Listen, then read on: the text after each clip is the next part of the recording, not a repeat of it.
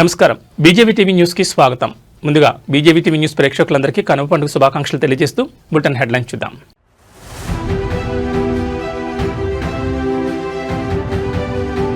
రేపు కాకినాడలో చంద్రబాబు పర్యటన, గ్రీన్ అమోనియా ప్రాజెక్టు ప్రారంభించనున్న సీఎం.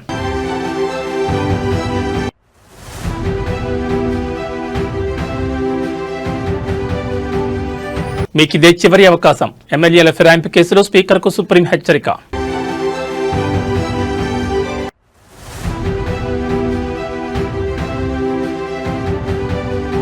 గగనతలంలో మంత్రి జూపల్లి సాహసయాత్ర, హాట్ ఎయిర్ బెలూన్ ఫెస్టివల్ అట్టహాసంగా ప్రారంభం.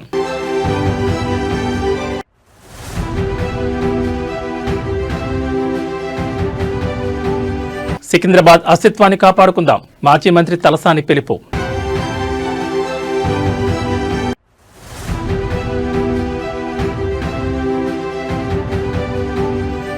జగ్గన్న తోటలో ఘనంగా ప్రబల తీర్థం, 5 లక్షల మంది భక్తుల కోసం ఏర్పాట్లు. ఇక వివరాలు చూస్తే, ప్రపంచంలోని అతిపెద్ద గ్రీన్ అమోనియా ప్రాజెక్టుకు ఆంధ్రప్రదేశ్ ఆతిథ్యం ఇవ్వనుంది. AM green ammonia India private లిమిటెడ్లో గ్రీన్ అమోనియా ప్లాంట్ను ప్రారంభించడానికి సీఎం చంద్రబాబు రేపు కాకినాడలో పర్యటించనున్నారు. చాలా సంవత్సరాలుగా పనిచేయని ఎన్ఎఫ్సీఎల్ ఫ్యాక్టరీని ఏఎం గ్రీన్ గ్రూప్ అనుబంధ సంస్థ అయిన AM green ammonia India limited కొనుగోలు చేసింది. కొత్త కంపెనీ తన గ్రీన్ అమోనియా ఉత్పత్తిని ప్రారంభిస్తుంది. వాస్తవానికి ఈ యూరియా ప్లాంట్ పబ్లిక్ లిస్ట్ చేయబడిన Nagarjuna fertilizers and chemicals limited యాజమాన్యంలో ఉండేది. ఏఎం గ్రీన్ అమోనియా దీన్ని 2024 ప్రారంభంలో కొనుగోలు చేసింది. ఈ ఒప్పందానికి ఏప్రిల్ 2024లో కాంపిటీషన్ కమిషన్ ఆఫ్ ఇండియా ఆమోదం లభించింది.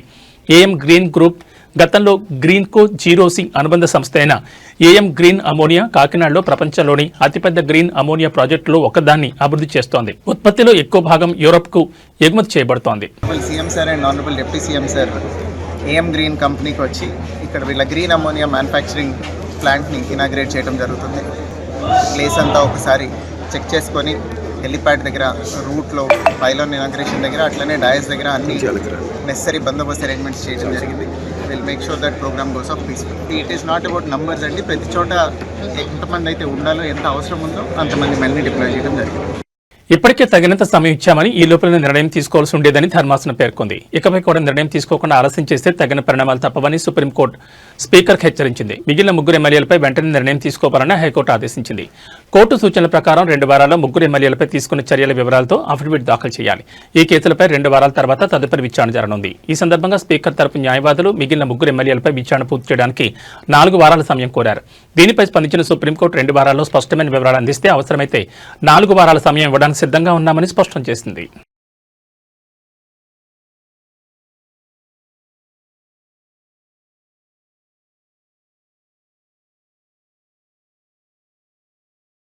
దివంగత కేంద్ర మాజీ మంత్రి మేధావి ఎస్ జైపాల్ రెడ్డి 84వ జయంతి సందర్భంగా హైదరాబాద్లో నెక్లెస్ రోడ్లో ఉన్న స్ఫూర్తి స్థల్ వద్ద ఘన నివాళులర్పించారు. ముఖ్యమంత్రి రేవంత్ రెడ్డి కార్యక్రమంలో పాల్గొని జైపాల్ రెడ్డి విగ్రహానికి పూలమాలలు వేసి ఆయన సేవలను స్మరించుకున్నారు. ముఖ్యమంత్రితో పాటు ఈ కార్యక్రమంలో రాష్ట్ర కేబినెట్ మంత్రులు మరియు పలువురు ప్రముఖులు పాల్గొన్నారు. ఈ సందర్భంగా నాయకులు మాట్లాడుతూ విలువలతో కూడిన రాజకీయాలకు జైపాల్ రెడ్డి నిలువెత్తు నిదర్శనమని కొనియాడారు. ఆయన పార్లమెంటరీ ప్రసంగాలు మేధోమదనం నేటి తరానికి ఆదర్శమని, తెలంగాణ రాష్ట్ర ఏర్పాటులో మరియు దేశాభివృద్ధిలో ఆయన పోషించిన పాత్ర చిరస్మరణీయమని పేర్కొన్నారు. జైపాల్ రెడ్డి ఆశయ సాధనకు ప్రతి ఒక్కరూ కృషి చేయాలని పిలుపునిచ్చారు.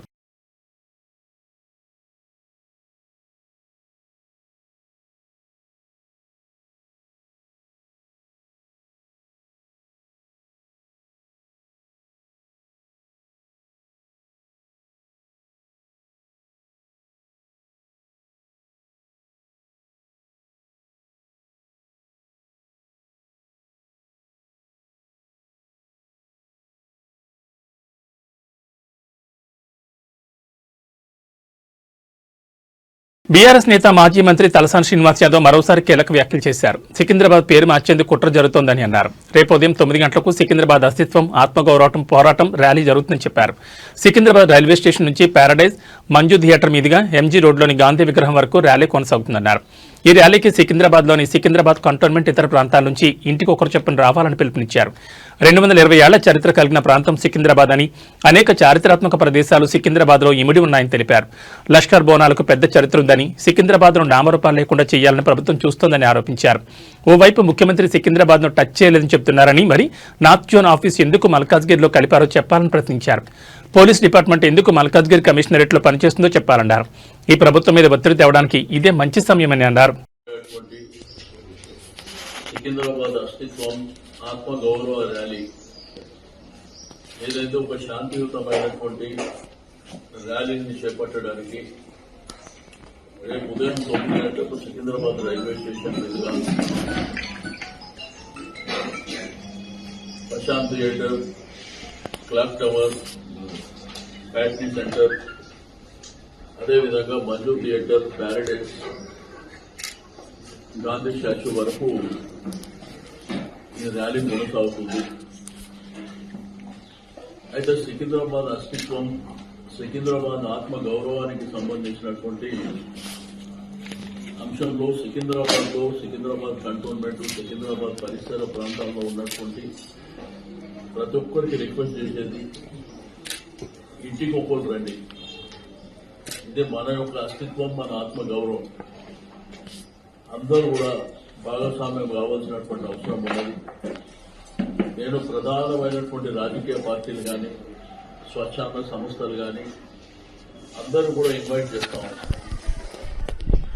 ఇది మన ప్రాంతం 220 సంవత్సరాల సుదీర్ఘమైనటువంటి చరిత్ర ఉన్నటువంటి ప్రాంతం. మీకు సికింద్రాబాద్ రైల్వే స్టేషన్ కావచ్చు, గాంధీ హాస్పిటల్ కావచ్చు, పొల్లారం కావచ్చు, అదేవిధంగా రాష్ట్రపతి బిల్డింగ్ కావచ్చు, కంటోన్మెంట్ కావచ్చు,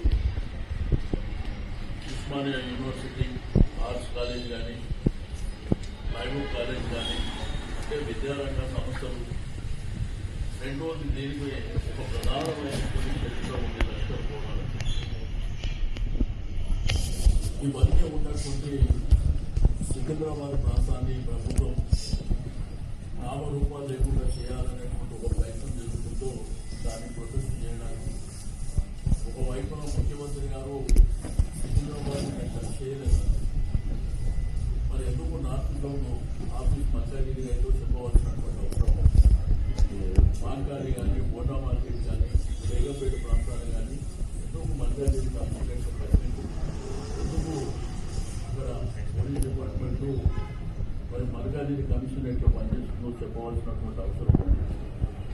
అయితే నేను అన్ని వర్గాల ప్రజలు ఈరోజు సమాజంలో ఉన్నటువంటి సికింద్రాబాద్తోని, ఈ భూమితోని, మట్టితోని అనుబంధం ఉన్నటువంటి ప్రతి ఒక్కరికి, ఇంక్లూడింగ్ మీడియా, ప్రెస్ అందరినీ కూడా వ్యాపార సంస్థలు కానీ, యూనియన్స్ కానీ, కాలనీస్ కానీ, హమాలీస్ కానీ, ఆటో యూనియన్లు కానీ, అడ్వకేట్లు కానీ, డాక్టర్లు కానీ అందరికీ కూడా మనం ప్రభుత్వం మీద ఒత్తిడి చేయడానికి మన ఏకైక మార్గం గాంధేయ మార్గంలో ముందుకు వెళ్ళడం. దీనికి ముఖ్య అతిథిగా కేటీఆర్ గారు, మరి అదేవిధంగా గౌరవ శాసనసభ్యులు, శాసన మండలి సభ్యులు వీళ్ళందరూ సంఘీభావంగా రేపు వస్తూ ఉన్నారు. కాబట్టి దయచేసి సికింద్రాబాద్ ప్రాంత ప్రజలందరికీ రిక్వెస్ట్ చేస్తున్నాం. చారిత్రక గోల్కొండ కోట సమీపంలోని గోల్ఫ్ క్లబ్ వేదికగా హాట్ ఎయిర్ బెలూన్ ఫెస్టివల్ అట్టహాసంగా ప్రారంభమైంది. పర్యాటక సాంస్కృతిక శాఖ మంత్రి జూపల్లి కృష్ణారావు ఈ వేడుకలకు శ్రీకారం చుట్టారు. ప్రారంభోత్సవం అనంతరం మంత్రి స్వయంగా హాట్ ఎయిర్ బెలూన్లు విహరించి సందడి చేశారు. ఆకాశ మార్గంలో సుమారు గంటన్నర సేపు 13 కిలోమీటర్లు విహరించారు. హైదరాబాద్ గోల్కొండ కోట సమీపంలోని గోల్ఫ్ క్లబ్ నుంచి ప్రారంభమైన హాట్ ఎయిర్ బెలూన్ అప్పోజిగూడ శివార్లో దిగింది. ఈ సందర్భంగా మంత్రి జూపల్లి కృష్ణారావు మాట్లాడుతూ తెలంగాణ పర్యాటక రంగంలో ఇదొక కొత్త అధ్యాయమని మంత్రి అభివర్ణించారు. వినూత్న ఆలోచనలకు తెలంగాణ వేదికని చెప్పడమే ఈ కార్యక్రమం ముఖ్య ఉద్దేశమన్నారు. ఒకవైపు international kite and sweet festival ద్వారా తెలంగాణ సంస్కృతి, సాంప్రదాయం మరియు ఆతిథ్యాన్ని చాటుతుండగా మరోవైపు hot air balloon, drone festival ద్వారా ఆధునిక సాంకేతికతను, భవిష్యత్ దృక్పథాన్ని ప్రపంచానికి పరిచయం చేస్తున్నామని తెలిపారు.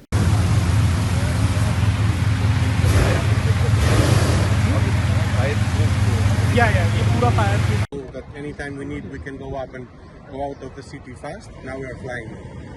We started from Goldsmith. Yes, we started from the center of the city, going outwards towards the west of the city. How much time will you be? We'll be in the air between 45 minutes and an hour and 15 minutes, depending on how difficult the landing comes.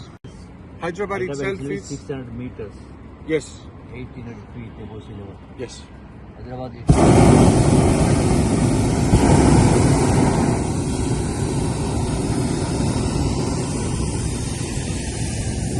Just when we are going over and under and over and under the balloons, we have to. that means we are 300 meters above EGL ground or level. MSL? Just above ground level.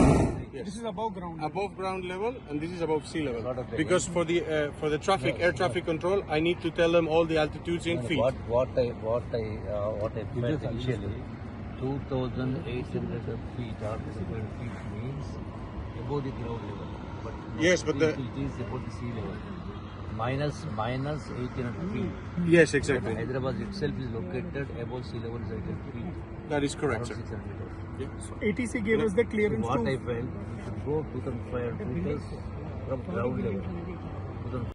Telangana tourism టెక్నాలజీని సాంకేతికతను జోడించేందుకు కార్యక్రమం hot air balloon అంటే ప్రపంచ స్థాయిలో జరుగుతున్నటువంటి అత్యంత advanced టెక్నాలజీతోటి ఇక్కడ drone show అంటే 2,800 అడుగుల ఎత్తుకు చూస్తూ ఉన్నారు ఇవే డ్రోన్స్ వాటర్ బెలూన్స్.